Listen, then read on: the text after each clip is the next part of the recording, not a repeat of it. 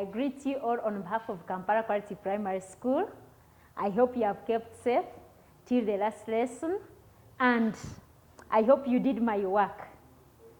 Remember that whenever I give work, you're supposed to answer that work on Google Classroom, then I mark and I give feedback.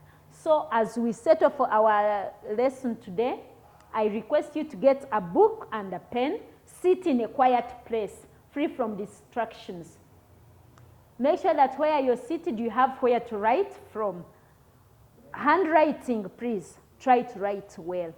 So, we are still on the simple present tense, but this time we are going to talk about the active and the negative sentences. We are going to talk about the active and the passive sentences. So by the end of today's lesson, I expect you to be able to form sentences in the active voice. Then you also form sentences in the passive voice. You change sentences from the active voice to the passive voice. Then you also change sentences from the passive voice back to the active voice.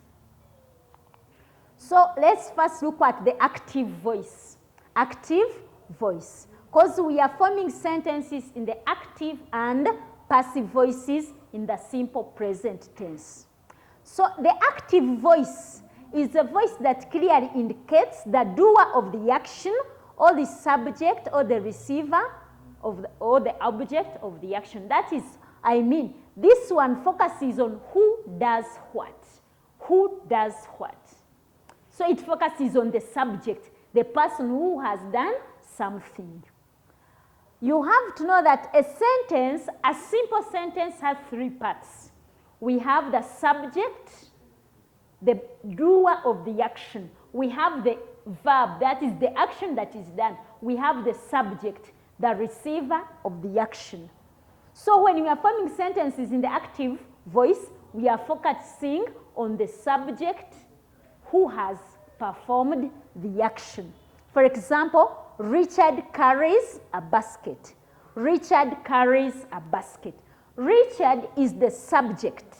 Richard is the subject because he is the one who performs the action. Carries is the verb.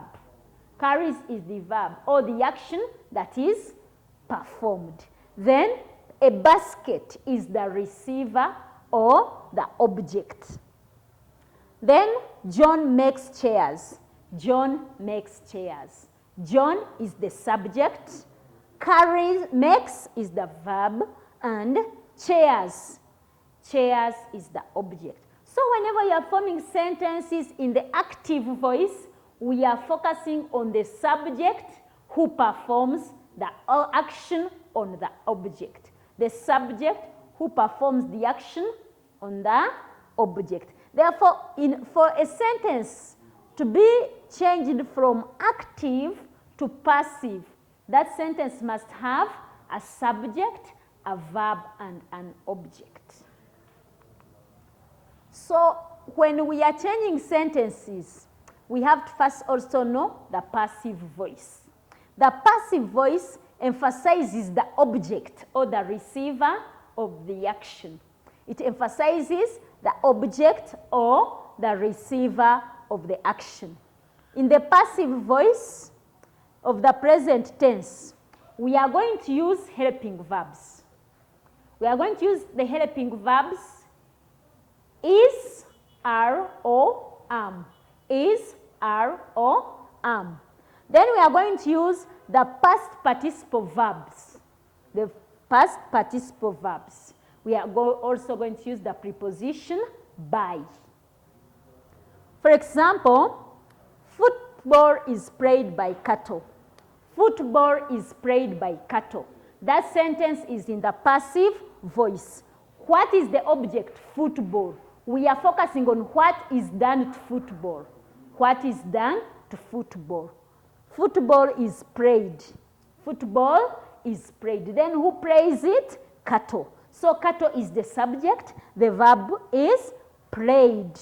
The played is the past participle verb. Then the subject is Kato. The object is football. Chairs are made by John. Chairs are made by John. Here our emphasis is on what happens to the chairs. What happens to the chairs? Chairs are made. So the object are chairs. Verb, the action that happens to the chairs is they are made. Then we look at who makes them, John. Meaning that even if we don't put the one who makes them, our emphasis is what happens to the chairs. What happens to football? Football is played. What happens to the chairs? Chairs are made. Okay? So with passive voice, we are focusing on what happens to the object. For example, we look at these sentences. A man throws a ball. A man throws a ball. Now, when we have such a sentence, we first identify the subject. Subject, a man. Object, a ball. Verb, throw.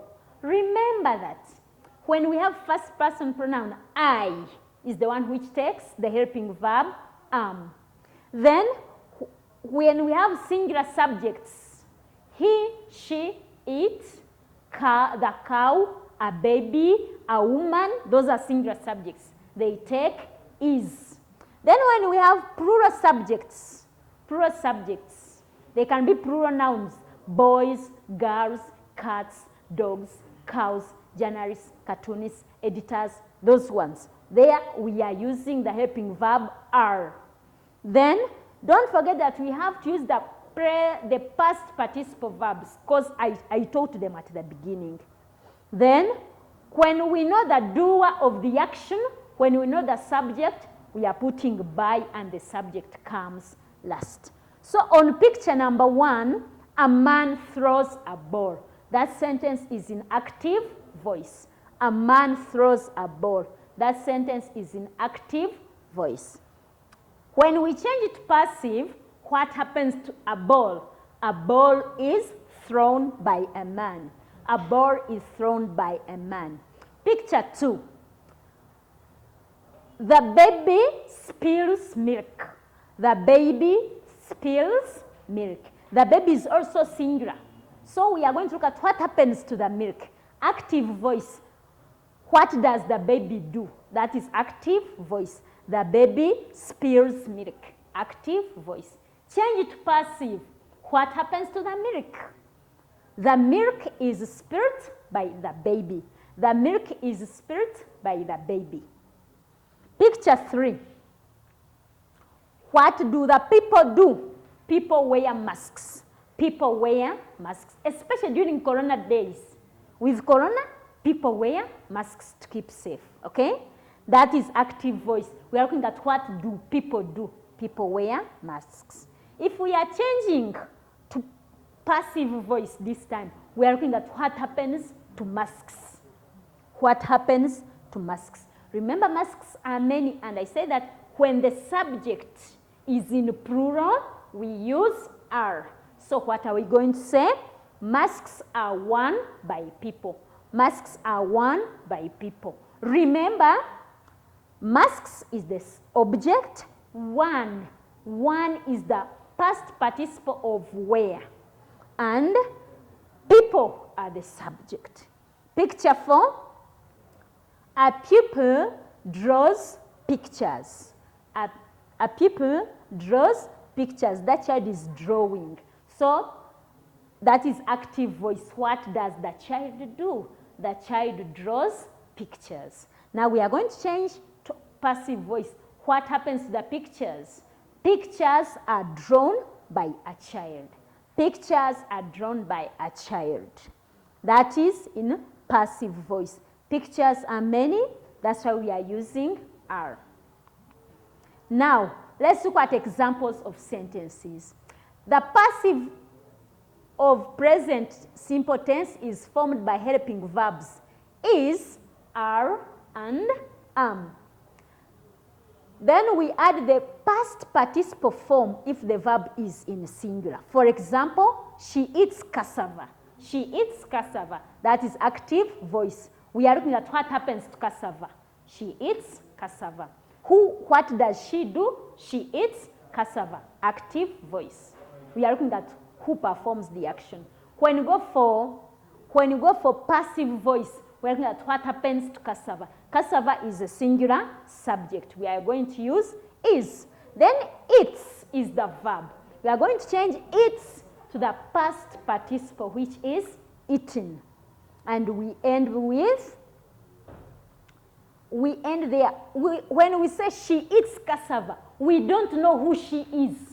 Was it an old woman, a girl, a young woman? We don't know. So if we don't know the subject, if the subject is not clear, we don't put the subject. She eats cassava. Who was she? We don't know who she was. Because of that, we leave out the subject. Because our focus is on the subject. So when you say she eats cassava in passive, cassava is eaten. We don't know who eats it. We don't know whether it is the grandmother, whether it is the mother, whether it is a girl. We don't know. Because of that, we leave out the subject. Number 2, Kato plays football. Kato plays football. That is in active voice. If we are going to change that sentence to passive voice, we know the subject. So we are going to say, football is played by Kato. Football is played by Kato. Why do we say that? Because we know the person who plays football. The subject is known.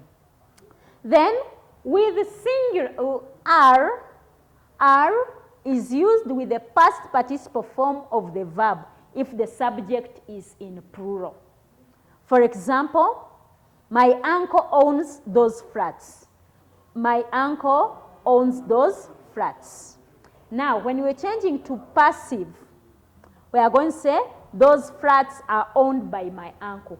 Those flats are owned by my uncle. Because the flats are many, that's why we are using are. Then owns, we'll change it to past participle, which is owned. Ants eat wooden doors.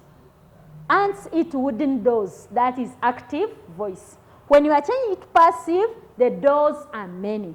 Since the doors are many, we are going to use are. Then we are going to change it to eaten, because eaten is the past participle form.